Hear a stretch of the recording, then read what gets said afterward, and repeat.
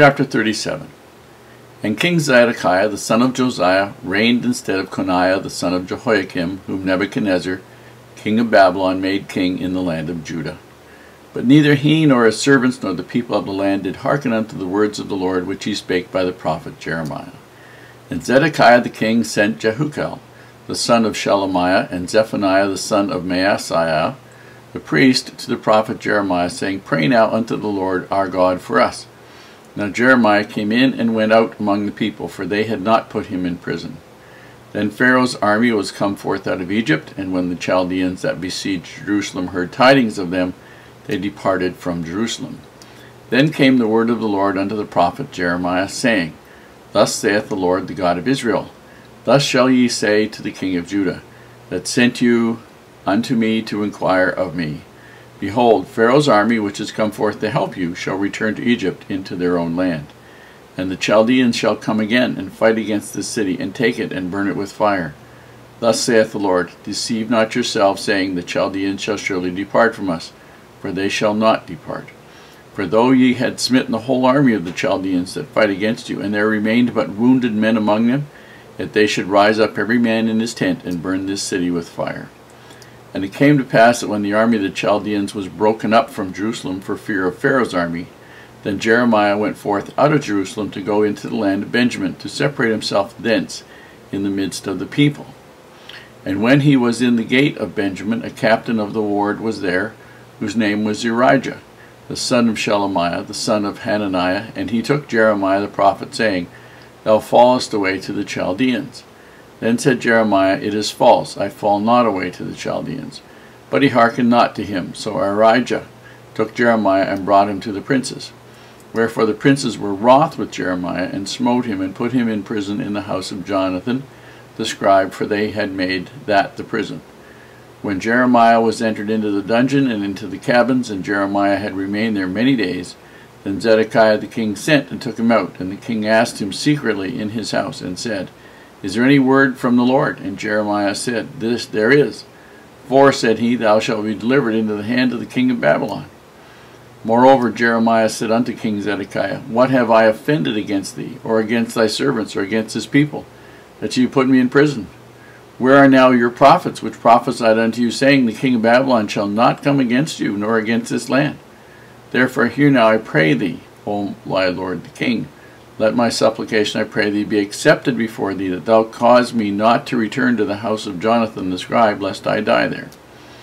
Then Zedekiah the king commanded that they should commit Jeremiah into the court of the prison, and that they should give him daily a piece of bread out of the baker's street, until all the bread in the city were spent.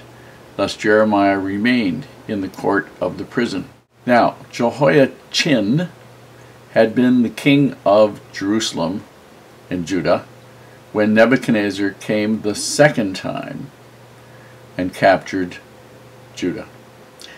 He then took Jehoiakim back to Jerusalem, if I remember correctly, took him back to Jerusalem, and appointed his uncle Zedekiah as king.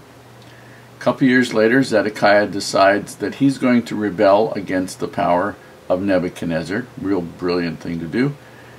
And so Nebuchadnezzar comes down for the third time to capture Jerusalem. Now, you wonder about whether or not Zechariah was taking stupid pills. Just a dumb phrase, but it almost seems like these people do this from time. The only reason Zedekiah was the king was because Nebuchadnezzar had captured the city twice. It deported the original king, the replacement king, taken all the smiths, all the people who had skills, taken all the nobles, and Zedekiah was there because it was expected he would be safe, and he was a member of the royal family, sort of. And so, if it hadn't been for Nebuchadnezzar, Zedekiah wouldn't have been the king. However, at this particular point in time, Nebuchadnezzar is camped all around. I shouldn't say camped, but he's built a bank, a pile of dirt all the way around Jerusalem, called putting a bank up against it, with forts every once in a while. So no food gets in, nobody gets out. And the siege is going, and usually that's what you did with a city, because people would have their own food and sometimes have 6 months to a year's worth of food in the city, and you had to starve them out. But just as Nebuchadnezzar is making real progress and there's starting to be a famine in there, the Egyptian army starts to come up the coast, and Nebuchadnezzar takes his troops, and at least most of the troops, if not all the troops, and leaves from being the siege of Jerusalem and goes to face the Egyptian army. And the king, Zedekiah, is thrilled at this. And he calls for Jeremiah, who is in prison because he was going to leave with Nebuchadnezzar gone. Jeremiah decided he was going to leave and go to Benjamin, which is where he was from, if I remember correctly. He was going to leave Jerusalem. There's no point in hanging around Jerusalem. He was not welcome there. So he go to Benjamin. The problem is, on the way out of Jerusalem, somebody accused him of going over to the Chaldeans, the Babylonians, until he was taken and cast into prison at the scribe's house, which is where they had the prison. And then Zedekiah sends for him to come privately, and Zedekiah says, "Any word from God?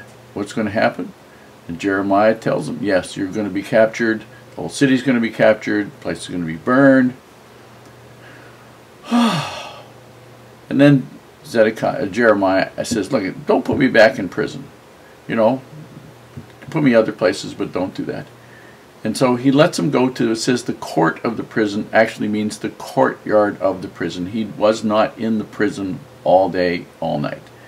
He would be outside in the courtyard, out beside the prison, still sort of under their control, but with more freedom. People could come and see him and whatnot.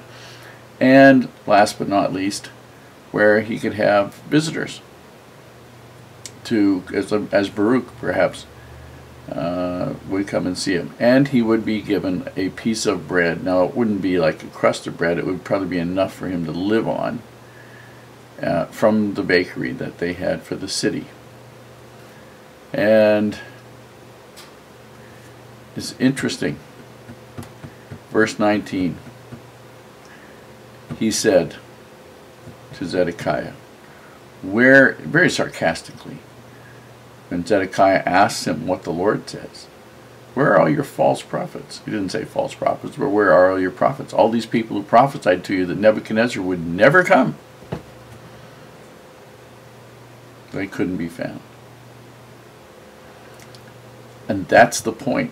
At what point, when you have somebody who's 100% right in front of you every time, do you start to take their word seriously?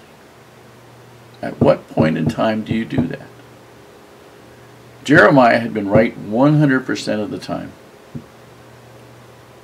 Zedekiah did not want to take the message.